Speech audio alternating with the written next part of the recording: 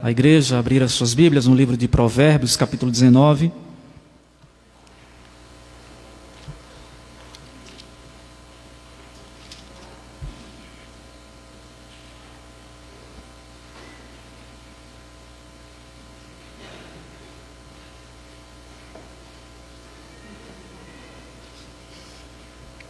Provérbios, capítulo 19. Dando sequência à exposição desse livro, hoje pela manhã faremos a exposição dos 11 primeiros versículos. Como os capítulos, a partir do capítulo 10, Salomão não trata um tema específico em cada capítulo, a gente pode parar a exposição na metade de um capítulo, porque os assuntos são estanques, eles não seguem uma temática específica em cada capítulo. Permaneça com a sua Bíblia aberta, porque nós vamos fazer a leitura na medida em que a gente for fazendo a exposição. Como eu tenho visto aqui com os irmãos, nós temos pelo menos 3 divisões claras até o capítulo 21 do livro de Provérbios. Do capítulo 1 até o capítulo 9, nós temos aqui Salomão estabelecendo o pano de fundo sobre o qual todo o livro será construído. Então, do capítulo 1 até o capítulo 9, nós temos Salomão estabelece ali o contexto para os provérbios que serão expostos a partir do capítulo 10. Do capítulo 10 até o capítulo 15, nós temos uma característica que são os provérbios antitéticos. Normalmente Salomão faz uma afirmação na primeira linha, e na segunda linha ele faz o contraponto dessa afirmação que ele fez na primeira. Se ele afirma algo positivo na primeira linha, na segunda linha ele coloca um mas, um porém, e afirma aquilo no sentido negativo e vice-versa. A partir do capítulo 16, essa estrutura muda. Nós não temos mais os provérbios antitéticos, os paralelismos antitéticos, mas paralelismos que se complementam. Na primeira parte de um versículo, Salomão faz uma afirmação, e na segunda parte ele complementa aquela afirmação. Ao invés de trabalhar contrastes, mas, porém, ele trabalha paralelismos complementares, paralelismos sintéticos. Hoje eu quero falar sobre as instruções que Salomão traz aqui, que são instruções da sabedoria, acerca das nossas relações sociais, sobre justiça, ética e família. Esse é o tema do capítulo 19. E do versículo 1 até o versículo 11, nós temos aí pelo menos 3 temas. Nós colocamos no grupo na página do Facebook da igreja e compartilhamos nas nossas redes sociais. São 3 temas que Salomão trabalha aqui do versículo 1 até o versículo 11. O primeiro deles vai do verso 1 ao verso 7, onde ele traz algumas instruções da sabedoria sobre as relações sociais. E principalmente aqui ele está falando de classes, ricos e pobres. Do versículo 1 até o verso 4, ele fala sobre uma hierarquia de valores. Existe uma hierarquia de valores nas relações sociais. E aí ele coloca que você pode-se ser um pobre íntegro ou um rico insensato. O que é melhor? E ele vai colocar que é melhor ser um pobre íntegro do que um rico insensato. Ele trabalha aí essa hierarquia de valores. Do versículo 5 e versículo 9, Salomão fala do perigo do mau testemunho, o perjúrio. Jurar falsamente é algo que traz sobre quem tem esse tipo de prática, o juízo de Deus. A nossa palavra deve ser sempre sincera, sim, sim, não, não. E Salomão trabalha aqui num contexto de tribunal, num julgamento, mas não só num julgamento, nas nossas relações diárias também. Não devemos praticar o perjúrio, o falso testemunho. Nos versículos 6 e 7, ele fala do pecado das relações sociais utilitaristas. Ele vai falar aqui de pessoas que se aproximam, por exemplo, de gente influente, ou rica, a fim de obter algum benefício desse tipo de relacionamento. E essa é uma prática condenada por Deus. No verso 8, ele vai falar sobre a importância do amor próprio. E o amor próprio aqui é caracterizado pela busca do conhecimento, pela busca da sabedoria. Quem busca sabedoria, entendimento e conhecimento, ama a si mesmo, porque vai andar de acordo com a vontade de Deus. E por fim, versos 10 e 11, ele vai falar sobre a vida do insensato e a vida do santo, do justo. Vamos então à exposição? Continue com a sua Bíblia aberta, para que você possa acompanhar conosco a exposição. O versículo 1, Salomão diz assim: melhor é o pobre que anda na sua integridade do que o perverso de lábios e tolos.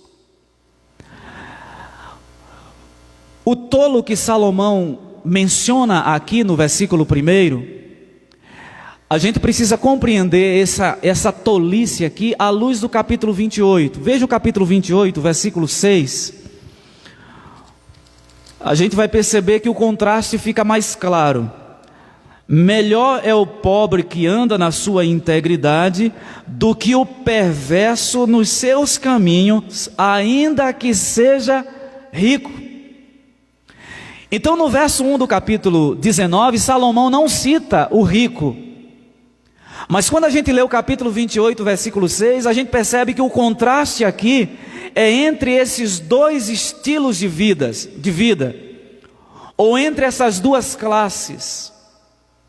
O ponto de Salomão aqui é melhor você ser, se você tiver que fazer uma hierarquia de valores, é melhor você ser um pobre íntegro, em outras palavras, temente a Deus, orientado pela sua sabedoria, do que um rico, tolo, insensato, como ele coloca aí, perverso de lábios.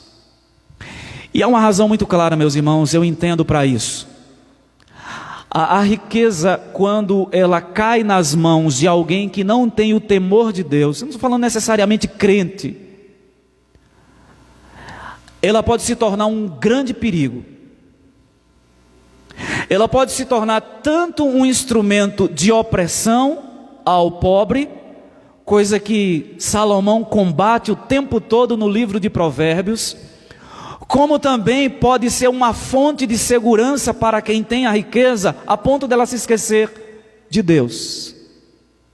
Então, nesse sentido, e é dessa maneira que Salomão está fazendo a comparação, é melhor ser um pobre íntegro do que um rico que não tem o temor de Deus. E a ideia de temor de Deus aqui vem da palavra perversidade, quando ele diz aí, o perverso de lábios.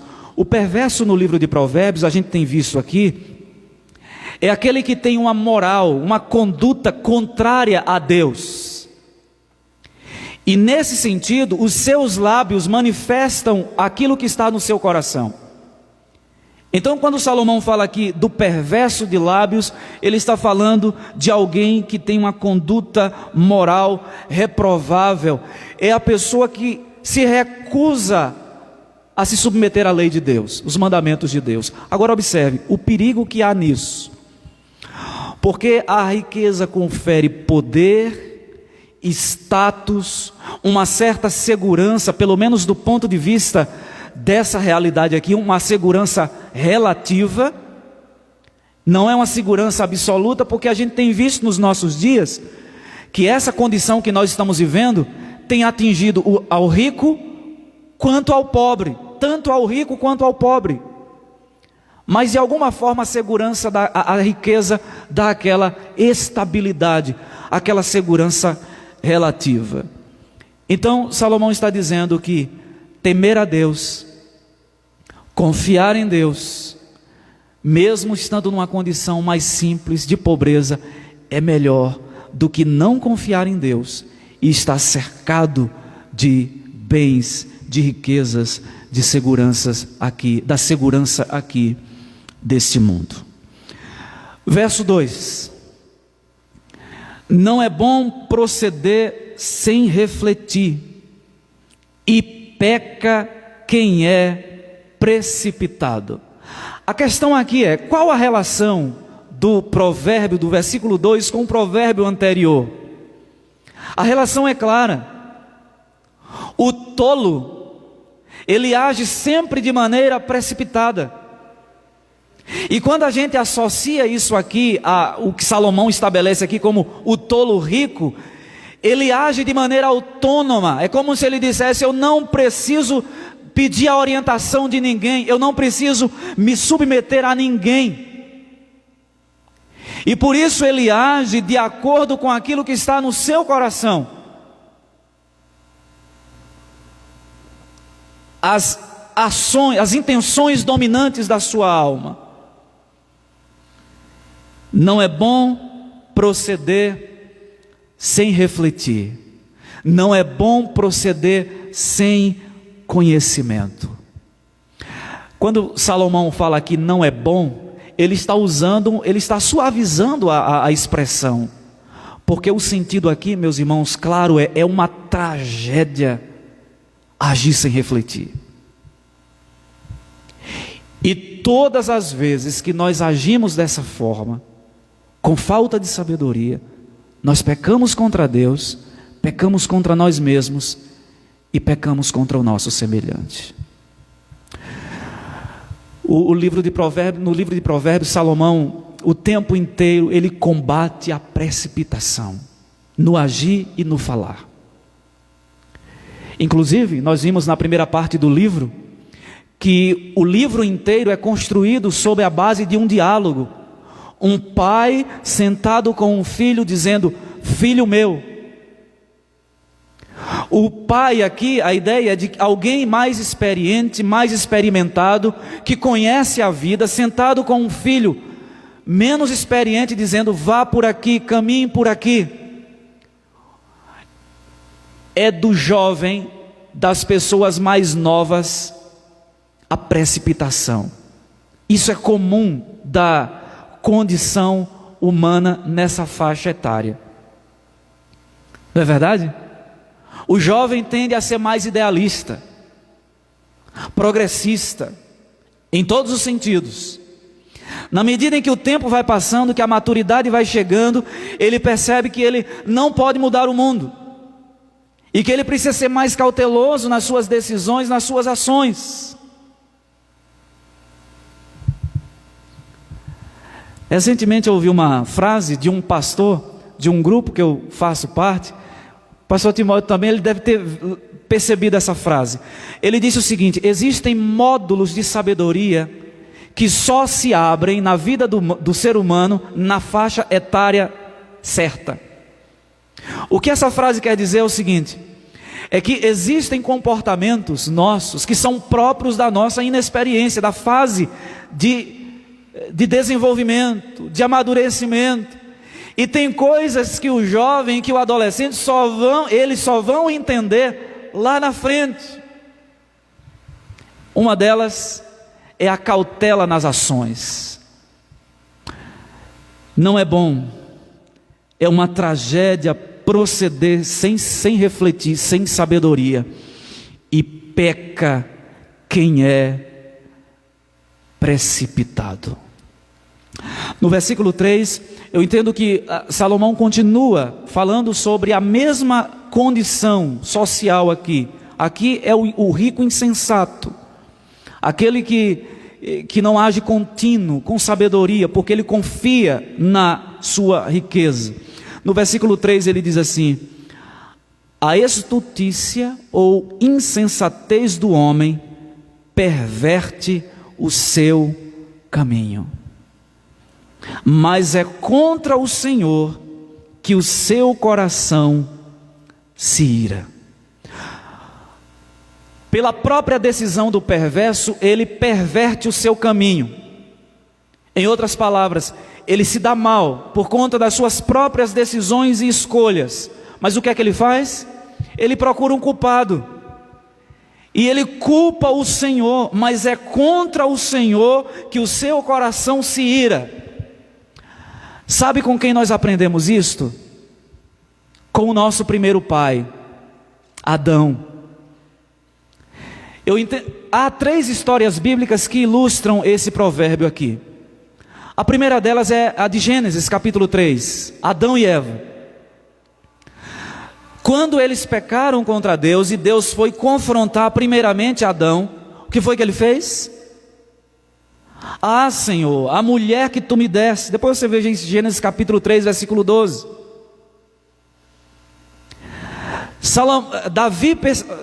Adão percebeu as suas trapalhadas e as consequências, mas quando Deus vai confrontá-lo, ele coloca a culpa na mulher.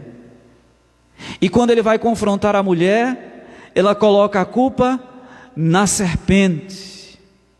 Quem foi que criou a serpente? Quem criou todos os animais? Quem criou todo aquele cenário e colocou o casal ali? Deus. Transferência de responsabilidade. Esse é um traço do caráter humano caído. Eu sou assim e acredito que vocês também, em medidas diferentes, em circunstâncias diferentes. O que Salomão está dizendo aqui é que é próprio do coração do insensato, do estulto. Ele toma as decisões, ele perverte o seu caminho, mas quando as consequências batem na porta, ele coloca a culpa em Deus. A segunda história que ilustra esse ponto aqui é a história de José. Nós conhecemos a história. José foi vendido pelos seus irmãos para uma caravana de ismaelitas que passava naquele lugar onde eles estavam, depois de terem feito muitas perversidades ali com José. E Deus conduz a história. Depois José se torna o governador do Egito. Vem um período de fome. Os irmãos de José vão ao Egito comprar alimento e José testa o coração dos irmãos. José ordena que o dinheiro que eles pagaram pelo alimento, pelo trigo que foram comprar, deveria ser colocado na boca do saco. Os irmãos de José compraram o trigo, pagaram, e os funcionários de José colocaram o dinheiro ali. Quando eles saíram, começaram a viagem, alguém foi e os abordou dizendo que eles haviam pego o dinheiro. E eles disseram: não, nós não fizemos isso. E aí, quando começaram a vasculhar a bagagem, estava lá o dinheiro junto à mercadoria de um deles. E aí, sabe como é que eles respondem a isso?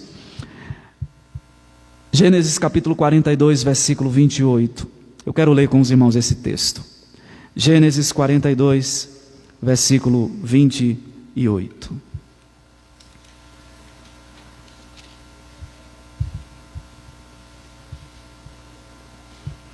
Então disse aos irmãos: devolveram o meu dinheiro, aqui está na boca do saco de cereal.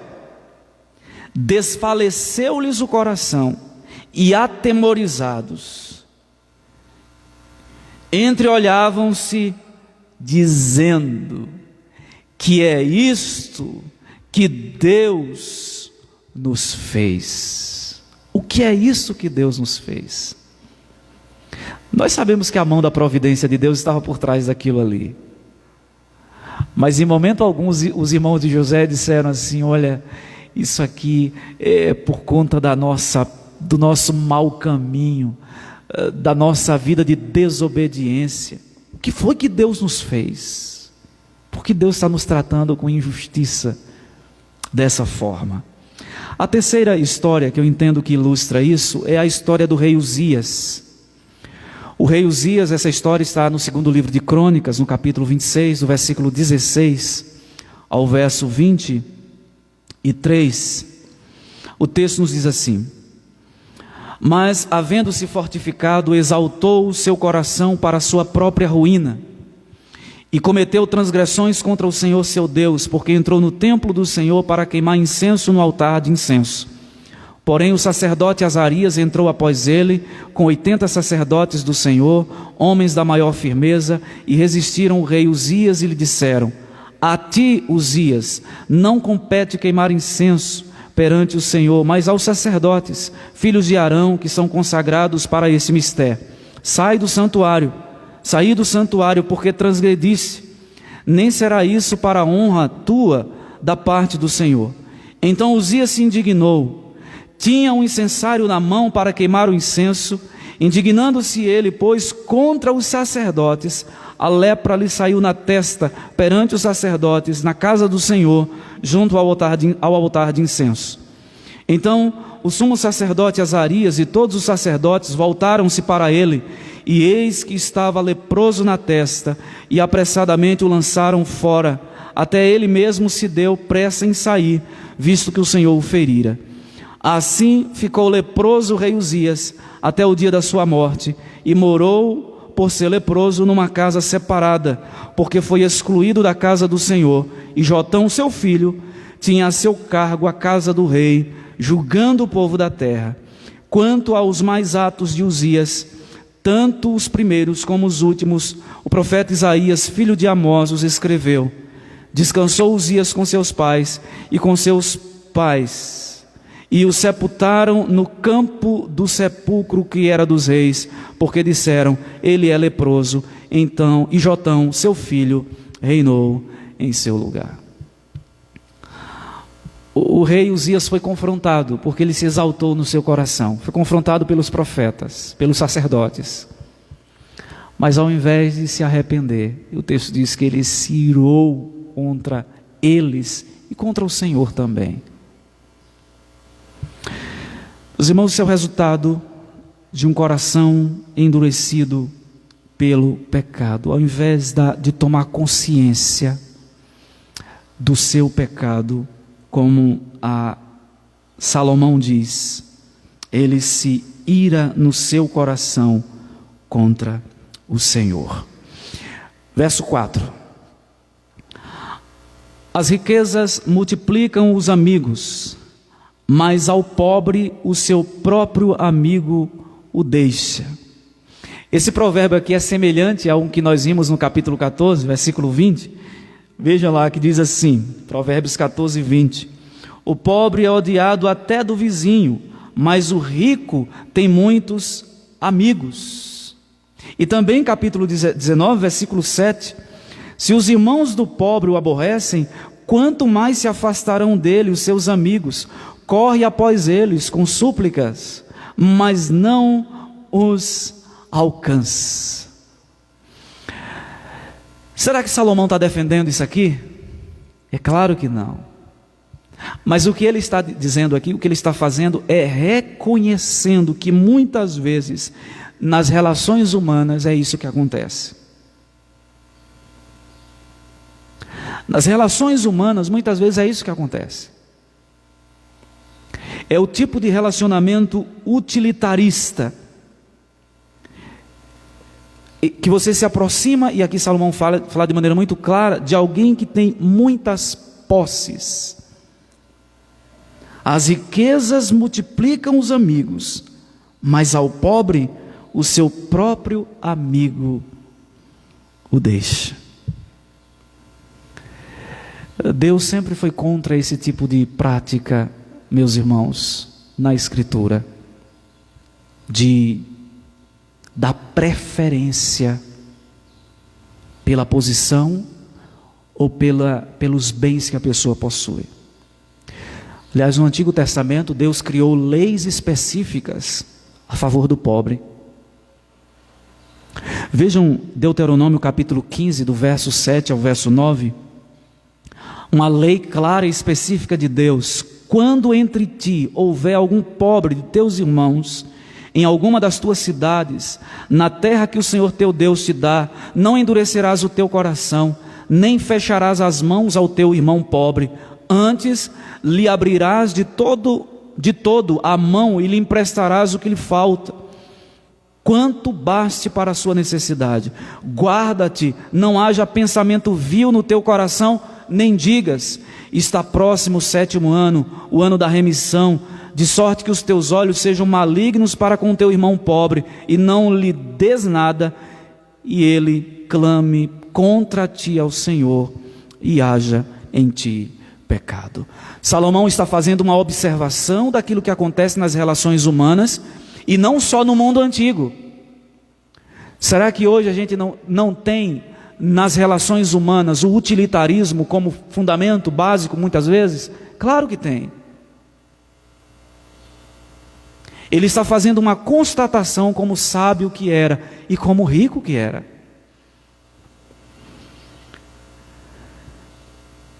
Mas Salomão continua aqui a sua instrução, e ele vai falar sobre o perigo do falso testemunho. Versículos 5 e 9, eu agrupei esses dois versículos, porque eles são semelhantes. A única coisa que difere é o finalzinho do versículo, que diz assim: a falsa testemunha, versículo 5, não fica impune, e o que profere mentiras não escapa. Verso 9, a falsa testemunha não fica impune, e o que profere mentiras perece. Eu falei aqui para os irmãos no início dessa exposição de Provérbios, que uma das características da poesia hebraica é a repetição.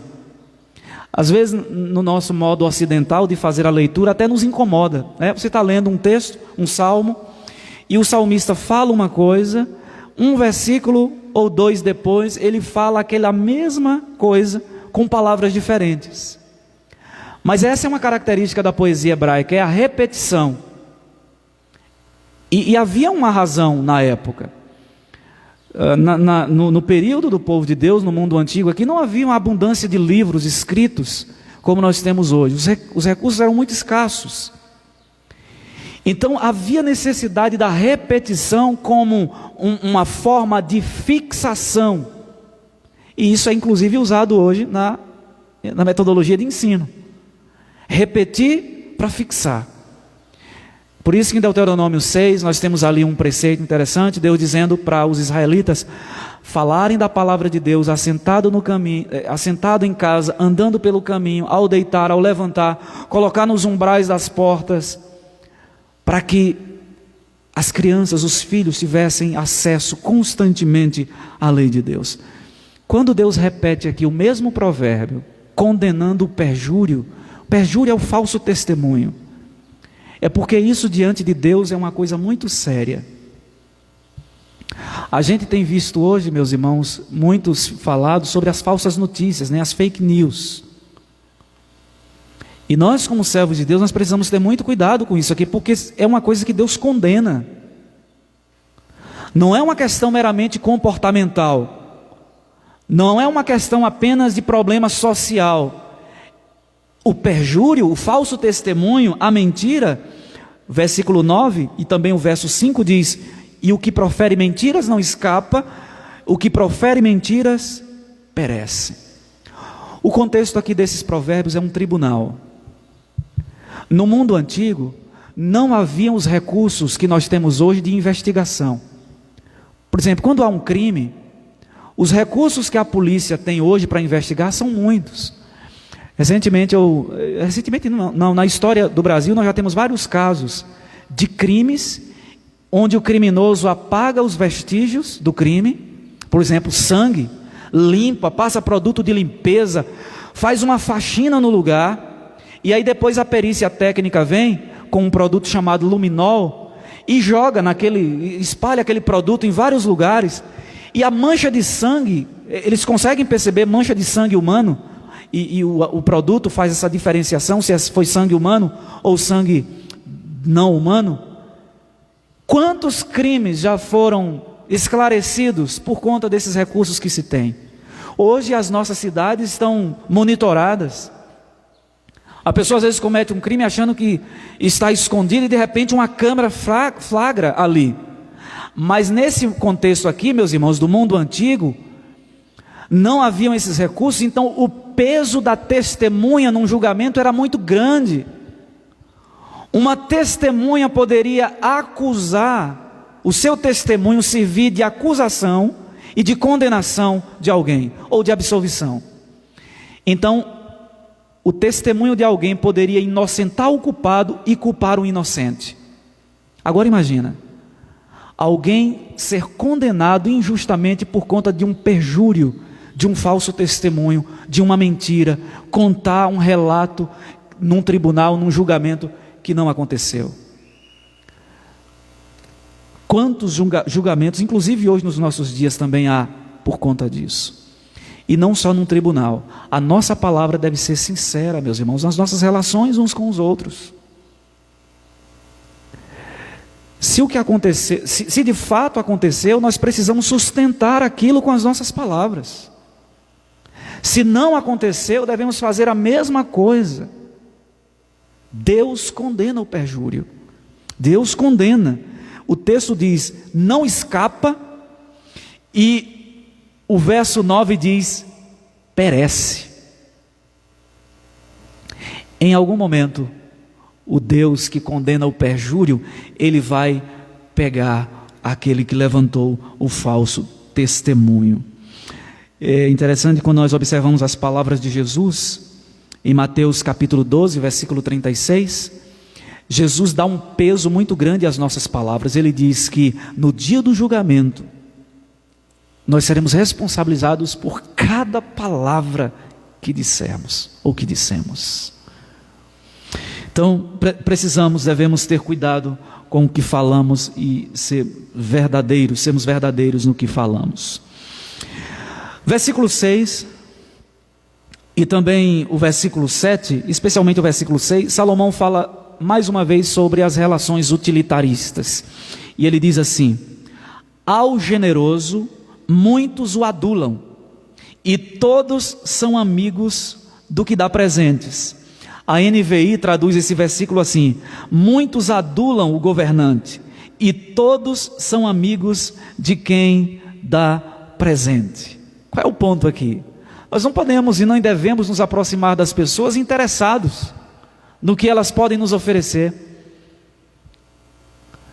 Não devemos procurar fazer média com quem é influente, que tem, vamos pensar aqui nas autoridades civis, porque a gente vai ter algum benefício disso. A Bíblia condena o tipo de relacionamento utilitarista. Eu me aproximo porque fulano de tal me é útil, pode me oferecer alguma coisa, pode me dar algo em troca. E aqui o sentido, meus irmãos, é que a pessoa faz a lisonja, o elogio com o objetivo de ter algum benefício daquele que é generoso ou daquele que tem a autoridade e que dá presentes ou pode dar algum benefício à pessoa. No verso 7 ele diz: se os irmãos do pobre o aborrecem, quanto mais se afastarão dele seus amigos. Corre após ele com súplicas, mas não o encontra. Olha o contraste entre o versículo 6 e o versículo 7. Se há alguns que se aproximam daquele que tem influência para obter o benefício, no caso do pobre, Salomão diz que até o irmão o aborrece, o amigo se afasta, e quando este corre após eles, não o alcança. No final nós vamos fazer, meus irmãos, algumas aplicações disso aqui, para mostrar o quanto Deus agiu de maneira diferente em nosso favor. Pobres miseráveis, e ao invés de correr de nós, se afastar de nós, Ele veio até nós graciosamente e com o seu amor, mesmo não tendo nada para lhe oferecer. Versículo 8. Como eu falei, essa primeira parte do capítulo 19 se divide em 3 partes. Nós vimos a primeira parte até o verso 7. A segunda parte, Salomão fala sobre a demonstração de amor próprio. E ele diz assim: o que adquire entendimento ama a sua alma. O que conserva a inteligência acha o bem. As pessoas têm falado muito hoje sobre amor próprio, né?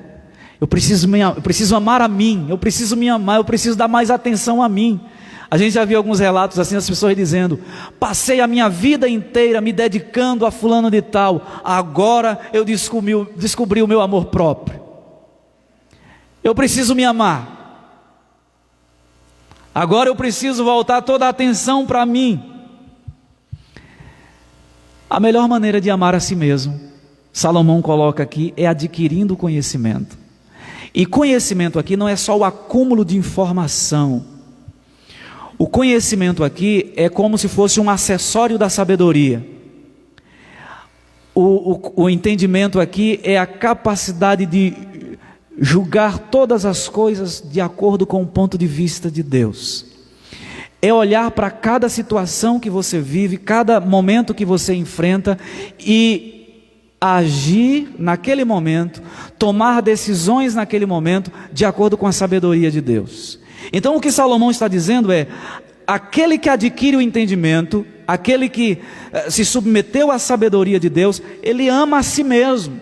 E por uma razão muito simples: se a gente age com a sabedoria de Deus, de acordo com a sabedoria de Deus, dificilmente a gente vai tomar decisões que em última análise nos prejudicam.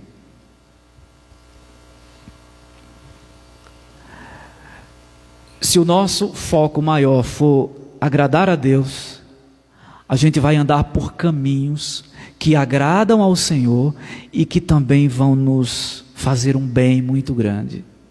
É por isso que Salomão diz que ama a sua alma.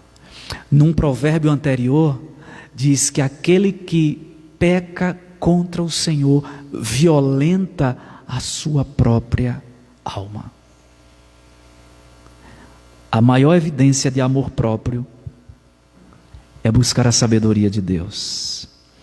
E ele diz: o que conserva a inteligência acha o bem. O maior tesouro que o homem pode ter nesse mundo é achar a sabedoria de Deus, é encontrar o entendimento de Deus. É o maior tesouro, é o maior bem das nossas vidas. Caminhando para o fim, terceira e última parte, versos 10 e 11. No verso 10, a parte A, Salomão diz assim: ao insensato não convém vida regalada, vida próspera, vida de luxo. Esse é o sentido. Por que não é bom que o insensato viva de maneira regalada? Porque ele não sabe usar o que tem de maneira adequada. Então não convém, porque ele pode usar até as bênçãos que ele recebe, as bênçãos circunstanciais de Deus, ou a graça comum de Deus, para a sua própria destruição. Não convém ao insensato vida regalada. Ele vai usar os bens, poder e influência para a sua destruição e de outros também. Ele não vai ter domínio próprio para saber lidar com a vida regalada que tem.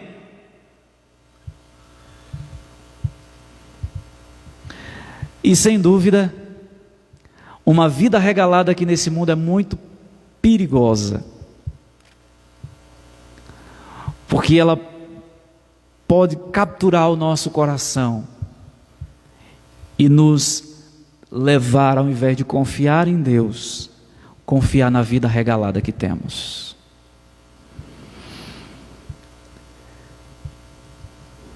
Nesse sentido, o que Salomão está querendo dizer é que para o insensato a sua vida regalada será um instrumento para a sua própria destruição. Por isso ele diz: não convém. E aí na segunda parte do verso 10 ele diz: quanto menos ao escravo dominar os príncipes. Esse versículo aqui não é um preconceituoso, contra a mudança de classes. Salomão está apenas descrevendo o contexto da sua época, do mundo antigo. O filho, o príncipe, ele era preparado para isso, ele era criado desde a sua infância para ser moderado e para posteriormente assumir o poder. O que Salomão está dizendo aqui, olhando para o contexto do mundo antigo, e de fato era assim, o escravo dificilmente governava sobre o filho do rei, sobre o príncipe. Ele não era treinado para isso. Ele não desenvolvia suas capacidades para isso. Nesse sentido, ele poderia representar um perigo para aquela sociedade onde isso porventura viesse a acontecer. Finalmente, meus irmãos, verso 11. A descrição do homem o torna longânimo, e a sua glória é perdoar as injúrias. A NVI traduz esse versículo assim: a sabedoria do homem lhe dá paciência, sua glória é ignorar as ofensas. Observe que o verso 11, ele faz um contraste com o verso 10. O verso 10 fala do insensato. No verso 11, ele fala do homem que age com discrição, com sabedoria e com paciência. Vidas opostas. Aquele que vive uma vida de temor a Deus, e, portanto, é paciente, é perdoador. E aquele que é insensato e que não domina a si mesmo, que não tem o freio da palavra de Deus, ele vai dar vazão ao seu coração. Meus irmãos, eu gostaria de fazer algumas aplicações para nós e depois concluir apontando para o nosso Redentor. A primeira coisa que nós observamos aqui é que a palavra de Deus tem instruções para nós, para todas as áreas. A Bíblia foi escrita numa cultura diferente, por uma porção de autores diferentes, num contexto completamente diferente nosso, o mundo antigo do Oriente. Se o Oriente atual é diferente da nossa cultura, o mundo antigo, do Antigo Oriente, muito mais. Mas a palavra de Deus perpassa todas essas barreiras. E a palavra de Deus tem orientações para a nossa vida em sociedade. A primeira aplicação que eu gostaria de fazer aqui é que é melhor você ter o temor de Deus, mesmo que neste mundo aqui, do ponto de vista material, você não seja abastado, do que você ser abastado neste mundo e vazio de Deus. Aqui nós temos uma hierarquia de valores. É melhor temer a Deus, mesmo não tendo as riquezas desse mundo, do que não temê-lo e ser insensato, tolo. Essa é a primeira aplicação. Segunda, a nossa palavra deve ser sempre verdadeira, porque Deus é verdadeiro. E sendo Ele verdadeiro, requer que os seus filhos também o sejam. Por isso Deus condena o perjúrio, o falso testemunho. Se você não tem certeza, não retuite. Se você não tem certeza, não compartilhe. Se você não tem certeza, não curta. Se você não tem certeza, não comente. Eu estou aplicando aqui os versos 5 e 9 à nossa cultura, aos dias de hoje. Deus condena o perjúrio, o falso testemunho e a mentira, mesmo que ela seja disseminada de maneira não deliberada. Porque às vezes acontece isso. Você compartilha uma informação e aí você diz assim: de graça eu recebi, de graça eu passo. Recebi como verdadeiro e passo como verdadeiro.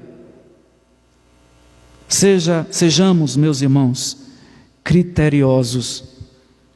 Terceira aplicação: nós não devemos nos aproximar das pessoas interessadas naquilo que elas podem nos oferecer. Nós não podemos nos afastar do pobre, daquele que tem uma condição social menor, porque ele não tem nada para nos oferecer. O que que essa pessoa vai me dar? O que que essa pessoa vai me oferecer? E não devemos também nos aproximar daqueles que têm muito, pensando no benefício que elas, ou que ela ou ele pode nos dar. Mas a gente também não pode cair no outro extremo, porque tem gente que diz assim: não, eu vou me afastar de todo mundo que tem alguma condição, para já não dizer que eu estou me aproximando pensando em ter algum benefício. Não podemos ter essa postura. O reverendo Ronaldo Lidório, quando ele fala do desafio de plantação de igreja dos povos menos alcançados no Brasil, ele fala que entre esses estão os pobres dos mais pobres e os ricos dos mais ricos.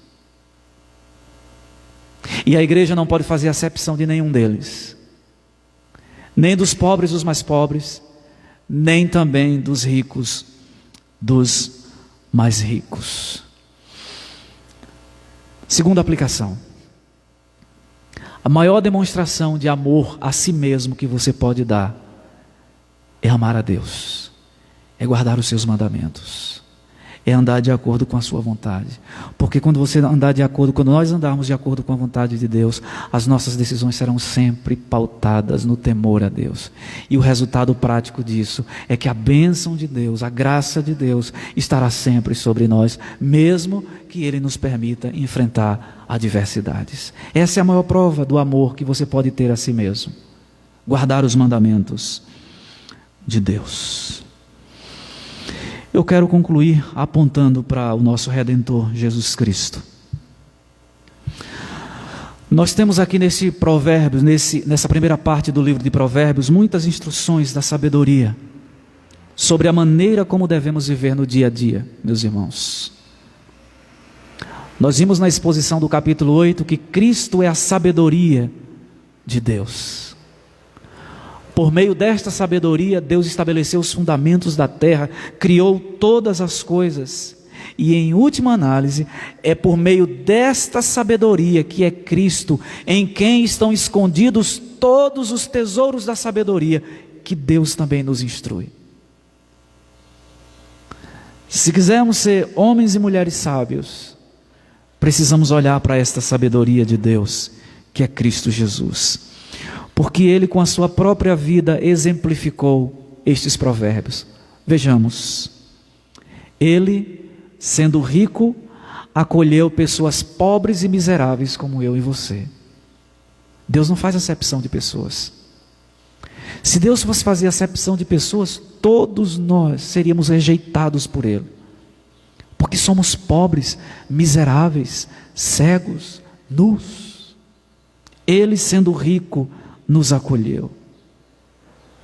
Ele, sendo o Senhor, se fez servo e nos serviu de maneira graciosa.